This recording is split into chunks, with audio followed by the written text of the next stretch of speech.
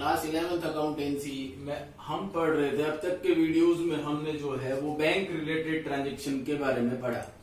आपने ये जाना अब तक के वीडियोस में कि बैंक क्या होता है, बैंक कैसे वर्क करता है, और उसके साथ साथ बैंक में अकाउंट ओपन करने के लिए क्या जर्नल एंट्री बनती है, क्या एंट्रीज क्रिएट की जाती है। और उसके साथ साथ हमने सीखा कि बैंक में अगर अपन पैसा डिपॉजिट कराते हैं तो उसके लिए क्या एंट्री बनती है, और साथ साथ अगर हम बैंक से पैसा विड्रॉल करते हैं या पैसा निकालते भी है तो उसके लिए क्या जर्नल एंट्री बनती है। ये अब तक के वीडियो में आप सीख चुके हो, ठीक है। अब उसके बाद में बैंक की ही एक सर्विस होती है चेक। ये चेक जो है वो आपने सुना होगा, कोई नई चीज नहीं है। चेक एक ऐसा इंस्ट्रूमेंट है जो आप लोग बहुत ज्यादा प्रचलन में है। कह सकते हैं कि बिना चेक के बैंक की सर्विसेज अधूरी है, और ये एक बहुत अच्छा इंस्ट्रूमेंट है। इंस्ट्रूमेंट मतलब एक उपकरण मान के चलो आप, या कैश के ऑल्टरनेट को रूप में हम इसको ले सकते हैं कि जहां हमको पैसा देना चाहिए ना, वहां हम उसकी जगह चेक दे सकते हैं सामने वाले को। इससे कई फायदे होते हैं, वो हमने पहले डिस्कस कर चुके हैं कि जब हम बैंक के बारे में पढ़ रहे थे तो उसी समय हमने ये क्लियर किया था कि बैंक के प्रचलन के बाद में जैसे जैसे बैंक का यूज जो है वो व्यापार में बढ़ता गया, तो उस समय से हुआ क्या कि हमको कैश कैरी करने की जरूरत नहीं हुई। पहले जैसे लोग नगद पैसा लेकर के माल खरीदने के लिए दूर देशों में जाते थे या बड़े व्यापारिक शहरों में जाते थे, तो उनको रास्ते में चोरी का खतरा होता था, नकली नोट का खतरा होता था, भूलने का, खोने का, ये सारे खतरे होते थे। तो वो सारे खतरे जो है वो इस एक छोटे से उपकरण से सब दूर हो गए। ये जो चेक है ये एक इंस्ट्रूमेंट ऐसा बन गया जो नगद के विकल्प के रूप में काम आया, कि जहां हमको कैश पैसा देना चाहिए किसी को, वहां हम उसको कैश के बदले में चेक दे देते हैं। अच्छा, चेक में खोने का भी लफड़ा नहीं है। अगर आपसे चेक खो भी गया तो जिस व्यक्ति के नाम आपने चेक लिखा है केवल वो व्यक्ति ही पैसा विड्रॉल कर सकता है। अगर ये फट जाता है तो भी कोई परेशानी नहीं है, ठीक है। तो मतलब बहुत सारी ऐसी चीजें हो गई जो कैश के प्रचलन में, या कह सकते हैं कि जब हम कैश का लेन देन करते थे तो उस समय जो परेशानियां हमारे सामने आती थी, उन परेशानियों को चेक ने दूर किया। आप सभी ने चेक देखा भी होगा, और चेक क्या काम आता है ये सब आप जानते भी होंगे। लेकिन एक प्रॉपर डेफिनेशन अगर मैं चेक की दूं तो चेक क्या है कि एक लिखित आदेश है। हिंदी मीडियम के स्टूडेंट के लिए ये चेक एक लिखित आदेश है। इंग्लिश के लिए check is a written order, ठीक है, या ये एक रिटन डॉक्यूमेंट होता है एक तरीके से। मतलब ओरल नहीं होता कि हम किसी को बोल दें कि भाई इसको इतने पैसे दे देना, वो तो एक ओरल ऑर्डर हो गया। और एक हमने किसी को कुछ लिख करके दिया, कोई ऑर्डर दिया, तो वो एक लिखित आदेश है चेक, जिसमें चेक का लेखक मतलब जो व्यक्ति चेक बनाता है ना या चेक देता है, तो वो चेक का लेखक कहलाता है, ड्रॉवर कहलाता है इंग्लिश में। अपने बैंकर को मतलब जिसका उस बैंक में खाता होता है, उस बैंकर को एक निश्चित राशि जो चेक में एक जगह होती है, वहां पे एक अमाउंट लिखनी पड़ती है, अमाउंट फिक्स होती है जो चेक का लेखक लिखता है, चुकाने का आदेश देता है। मतलब हुआ क्या कि एक व्यक्ति है, मान लीजिए ए, इसने बी को पैसा देना है। पैसा देगा कौन? ए। किसको देगा? बी को। तो चेक ये, और बीच में एक बैंक है, और इस बैंक का चेक इसके पास है। चेक लिख कौन रहा है? ए लिख रहा है। तो ये लेखक हो गया कि नहीं हो गया, जिसको ड्रॉवर कहते हैं। अब ये जो चेक का लेखक है ए, ये अपने बैंक को आदेश दे रहा है कि मैं आपको एक निश्चित राशि का चेक भर के भेज रहा हूं, उतने पैसे आप किसको दे देना?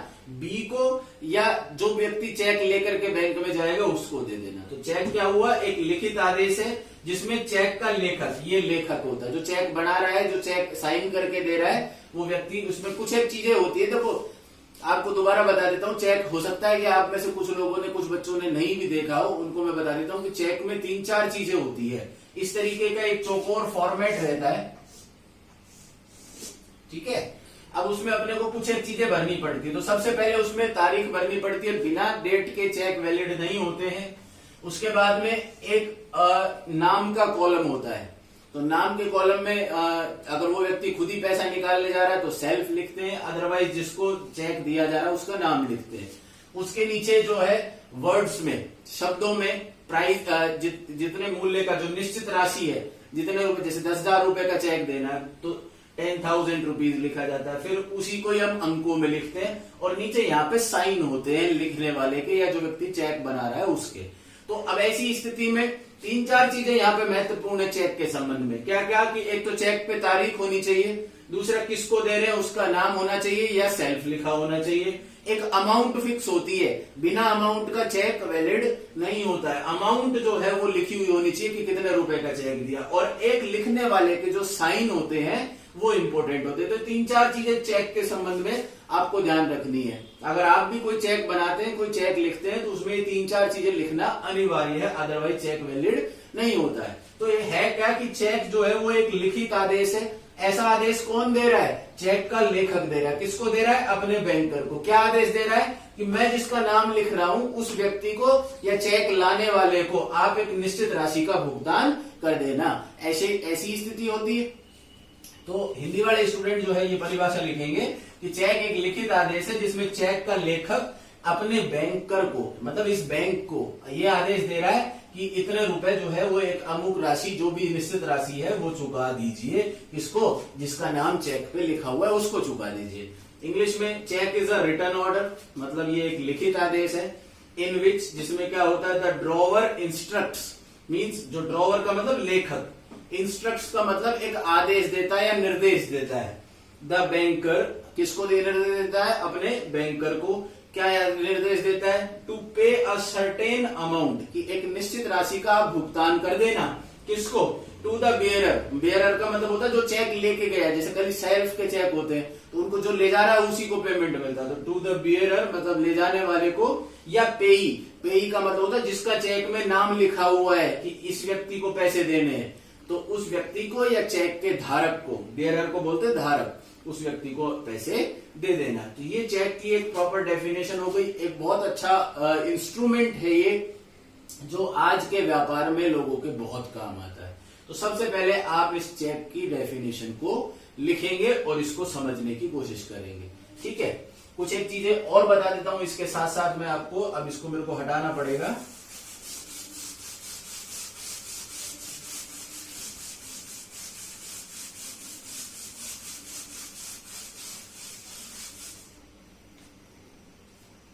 ठीक है, देखिए इस टाइप का फॉर्मेट होता है चेक का।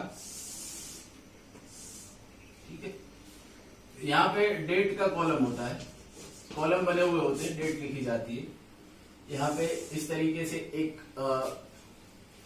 ब्लैंक बना हुआ होता है, एक नीचे एक ब्लैंक होता है। ठीक है, यहाँ पे साइन की जगह होती है, इस तरीके का रहता है। जैसे अब मान लीजिए मुझे रमेश को 5,000 रुपए देने, तो मैं उसको चेक दे रहा हूं। कैसे दूंगा? पहले यहां डेट डालूंगा, डेट डालने के बाद किसको दे रहा हूं मैं? रमेश। लिख दिया। कितने रुपए दे रहा हूं? 5,000।